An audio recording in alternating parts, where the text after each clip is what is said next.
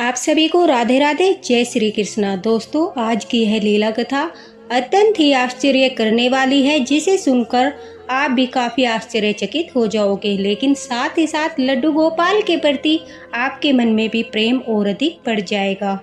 हमारे बाल गोपाल लड्डू गोपाल, जो हम काफ़ी बार बता चुके हैं कि सिर्फ भाव के भूखे होते हैं, प्रेम के भूखे होते हैं।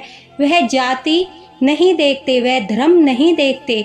उनके प्रति जिसके मन में सच्चे भाव होते हैं, समर्पण भाव होता है, लड्डू गोपाल के प्रति प्रेम होता है, हमारे बाल गोपाल लड्डू गोपाल भी उसी से प्रेम करने लगते हैं और उसे अपना भक्त बना लेते हैं। यह बड़े सौभाग्य की बात होती है कि लड्डू गोपाल हमें अपनी सेवा के लिए चुनते हैं। और भगवान श्री कृष्णा किसको अपना भक्त बना ले, किसे अपनी सेवा के लिए चुन ले, यह सब उन्हीं को पता है, उन्हीं की लीला है। यह कोई नहीं जानता कि किस समय भगवान किसको अपनी भक्ति के लिए चुन लेते हैं। अगर कोई इंसान सच्चा होता है, कभी किसी का बुरा नहीं करता, किसी के प्रति अपने मन में द्वेष भाव नहीं रखता और प्रभु के प्रति भाव रखता है, प्रेम रखता है, तो अवश्य ही चाहे वो किसी भी जाति का क्यों न हो, भगवान उसे अपना भक्त बनाते हैं और रास्ता भी दिखाते हैं, दर्शन भी देते हैं और उसका मार्गदर्शन भी करते हैं। 15 वर्ष का रिहान जो जाति से मुस्लिम था। सबसे पहली बात तो यह जाति भेदभाव, यह सब मनुष्य ने बनाया है। भगवान ने हम सभी को एक समान बनाया था, लेकिन इस संसार में आने के बाद सभी के मन में एक दूसरे के प्रति द्वेष भाव आ गया। लोग जातियों में बट गए, एक दूसरे के प्रति ईर्ष्या हो गई और देखते ही देखते सब एक दूसरे से नफरत करने लगे। लेकिन भगवान ने हम सबको समान बनाया था, जातियों में बांटकर हमें नहीं भेजा था। इसलिए भगवान किसी के प्रति अपने मन में भेदभाव नहीं रखते। जब वह अपने भक्त को चुनते हैं तो वह सिर्फ और सिर्फ भाव देखते हैं। यह बिल्कुल सत्य है।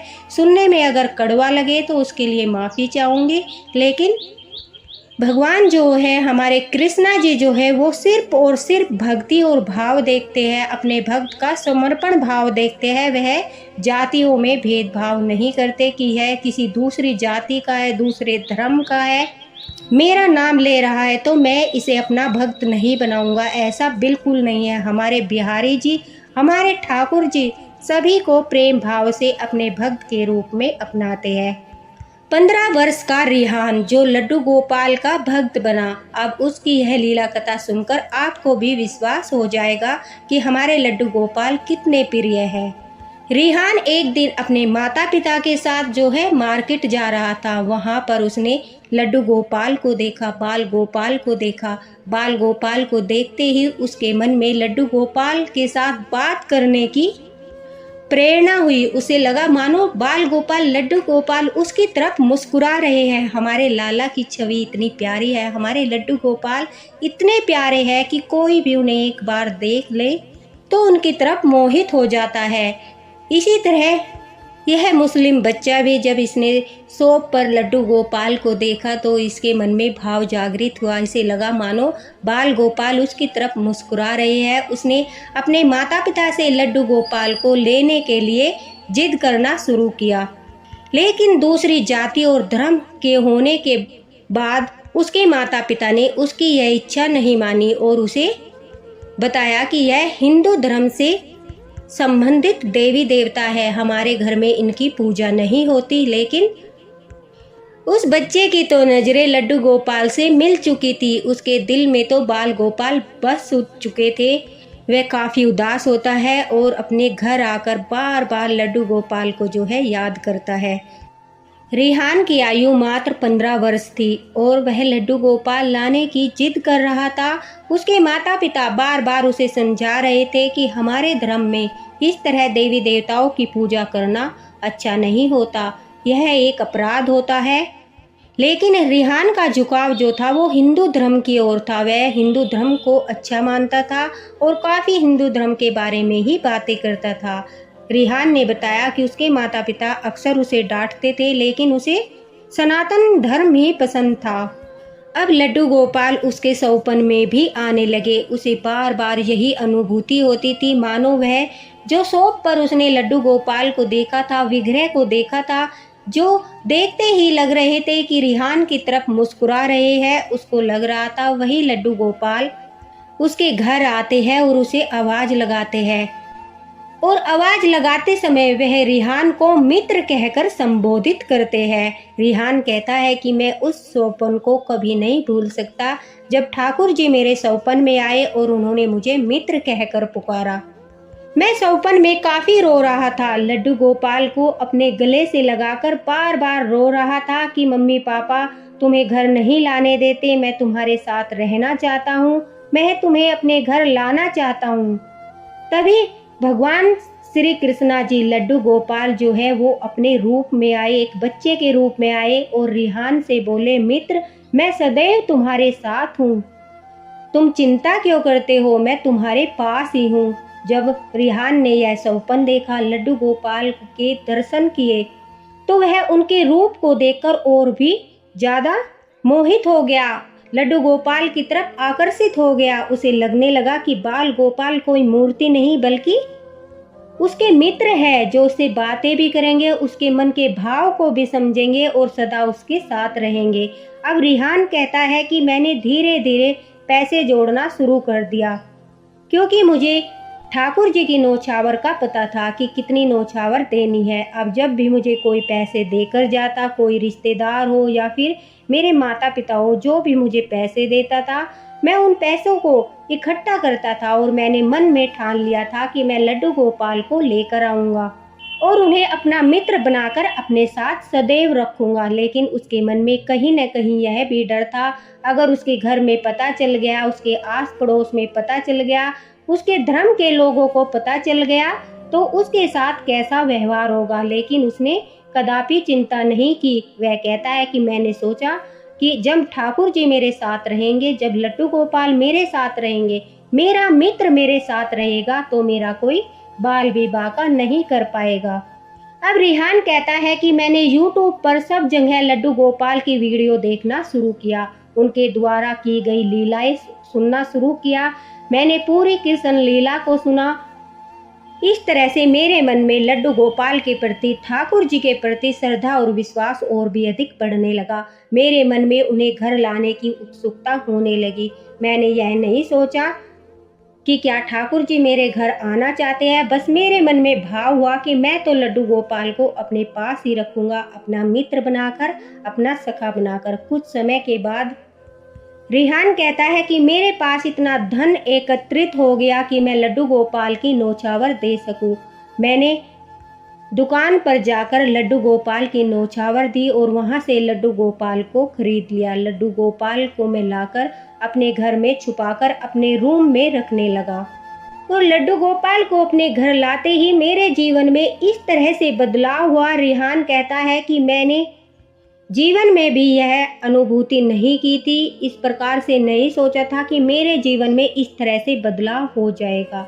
रिहान कहता है कि मैंने सब कुछ नॉन वेज, प्याज, लहसुन वगैरह सब छोड़ दिया। मेरे अंदर ठाकुर जी के प्रति ऐसी लगन लगी कि मुझे उनके सिवाय कुछ नहीं दिखाई देता था। मैं इस बात का विशेष ध्यान रखता था कि लड्डू गोपाल किसी की नज़र में न आई, न ही मेरे घर वालों की, न ही मेरे दोस्तों की और न ही मेरे आस पड़ोस वालों की। मैं बड़ी ही सुरक्षित स्थान पर लड्डू गोपाल को विराजित किया। YouTube से देखकर सब कुछ जाना, उनके बारे में सीखा और शुरुआत में जब मैं घर का बना खाना नहीं खाता था, प्याज लहसुन का बना खाना नहीं खाता था, तो मैं बाजार से फ्रूट लाकर लड्डू गोपाल को भोग लगाता था और वही फ्रूट खाकर पूरा दिन भूखा रहता था। जब भी मुझे घर वाले खाना खाने के लिए कहते थे तो मैं कोई भी बीमारी का बहाना बनाकर, पेट दर्द का बहाना बनाकर बोल देता था कि मेरी खाना खाने की इच्छा नहीं है। काफ़ी समय तक ऐसे ही चलता रहा। जैसे जैसे लड्डू गोपाल मेरे साथ रहने लगे, मेरी लड्डू गोपाल के प्रति भक्ति बढ़ने लगी, ठाकुर जी के प्रति भक्ति बढ़ने लगी और मैंने निश्चय कर लिया कि मैं अब सभी के सामने यह बात उजागर कर दूंगा कि मैं लड्डू गोपाल की सेवा करता हूँ, मैं ठाकुर जी की सेवा करता हूँ, मैं हिंदू धर्म अपनाना चाहता हूँ, मैं ठाकुर जी का सेवक बनना चाहता हूँ। लेकिन मेरे अंदर इस बात को लेकर भी भय था मेरा भय अपने लिए नहीं था, मेरा भय सिर्फ लड्डू गोपाल के लिए था कि कहीं सच्चाई जानने के बाद मेरे घर वाले मेरे मित्र के साथ, मेरे सखा के साथ, मेरे लड्डू गोपाल के साथ कोई अनहोनी न कर दे। और इसी बात से डरकर मैंने कभी भी किसी को कुछ नहीं बताया। इस तरह से लड्डू गोपाल की सेवा करते करते मुझे पूरे 3 वर्ष हो गए। मैं अपना खाना खुद बनाने लगा। जब भी मुझे भूख लगती मैं बिना प्याज लहसुन से अपना खाना बनाता था। लड्डू गोपाल को भी चोरी से वही खाना खिलाता था और फिर अपने आप भी प्रसाद के रूप में उसे ग्रहण करता था। इसी तरह से मैंने लड्डू गोपाल की सेवा पूरे 3 वर्ष तक की। किसी को भी इस बात की भनक तक नहीं लगी कि मैं लड्डू गोपाल की सेवा करता हूँ। लेकिन ठाकुर जी को कुछ और ही मंजूर था। वह अपने भक्त को इस तरह से चुप चुप के सेवा करते हुए नहीं देखना चाहते थे। शायद उनकी मर्जी ही कुछ और थी। इसलिए एक दिन ऐसी घटना होती है कि मेरे माता पिता को पता चल जाता है कि मेरे कमरे में जो है लड्डू गोपाल विराजित है। यह देखकर वह मुझसे काफ़ी नाराज होते हैं, मुझे भला बुरा कहते। रिहान कहता है कि मेरी आयु अब 18 वर्ष हो चुकी थी और मैंने बिना डरे अपने माता पिता से कहा कि मैं लड्डू गोपाल की सेवा करना चाहता हूँ, लेकिन उन्होंने इस बात का विरोध किया। मेरे भाई ने भी इस बात का विरोध किया तो दुर्भाग्यवश मुझे घर छोड़ना पड़ा। और मेरा एक दोस्त था जो हिंदू धर्म से ही था, लेकिन वह अपने घर से दूर किराए के रूम पर रहता था। मैंने उसके पास जाकर उसे सारी बात बताई और उसी के पास रहने लगा। ठाकुर जी की कृपा से कुछ समय के बाद मुझे एक दुकान पर काम मिल गया। मैंने 12वीं की परीक्षा पास कर ली थी। अच्छे नंबरों से मैं पास हो चुका था, लेकिन अभी मेरे पास कोई कोर्स नहीं था। इस वजह से मुझे ज़्यादा अच्छी जॉब नहीं मिली, लेकिन एक दुकान पर एक सेठ के यहाँ मुझे नौकरी मिल गई। मैंने वहाँ पर नौकरी करना शुरू कर दिया और ठाकुर जी की कृपा से मेरे दिन अच्छी तरह से बीतने लगे।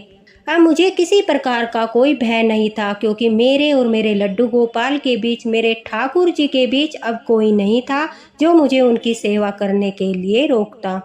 अब जब भी मुझे समय मिलता था तभी मैं बांके बिहारी जी के ठाकुर जी के दर्शन करने वृंदावन अपने लड्डू गोपाल को साथ लेकर जाता था।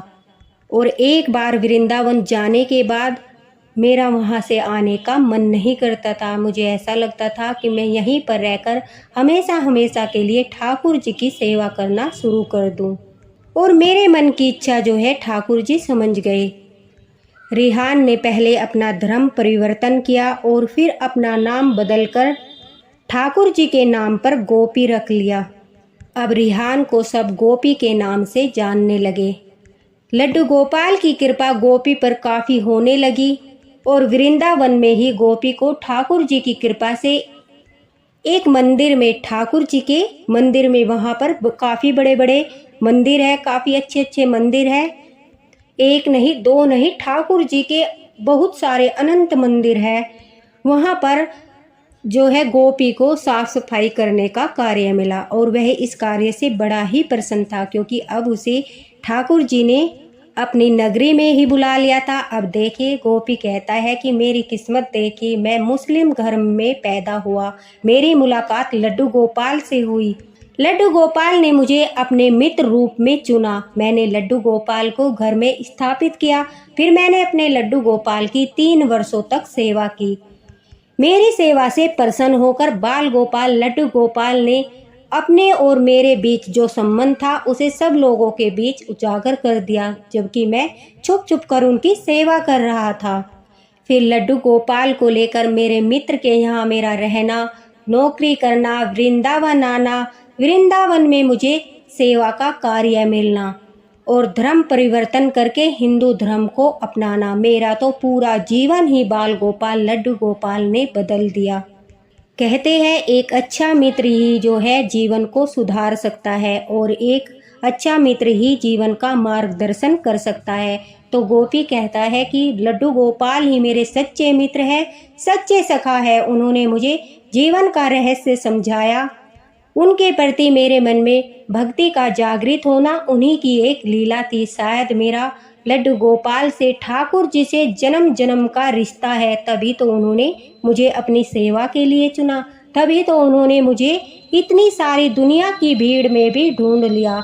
यह बात सत्य है कि ठाकुर जी जिस किसी को भी अपनी सेवा देना चाहते हैं, अपना भक्त बनाना चाहते हैं, वह दुनिया की भीड़ से निकालकर उसे अपने पास बुला ही लेते हैं। चाहे वह किसी भी जाति धर्म का क्यों न हो, चाहे वह कहीं पर भी क्यों न हो, ठाकुर जी उसे ढूंढ ही लेते हैं, उसका मार्गदर्शन करते हैं और उसे अपना भक्त बना लेते हैं। हमारे ठाकुर जी इतने प्यारे हैं। गोपी जी कहते हैं कि अब मैं काफ़ी प्रसन्न हूँ।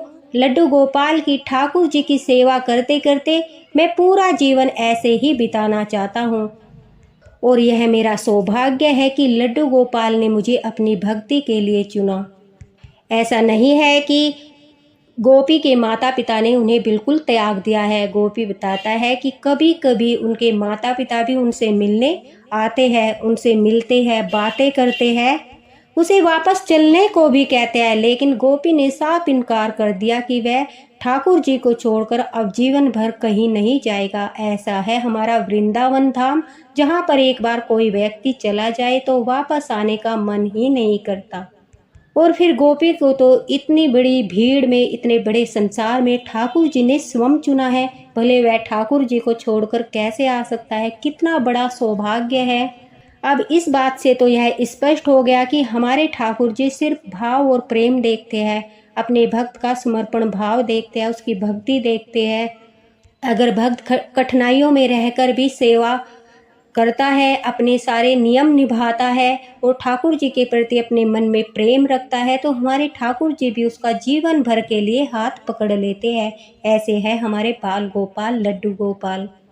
दोस्तों, इस लीला कथा से आपके मन में भी लड्डू गोपाल के प्रति श्रद्धा अवश्य बढ़ गई होगी।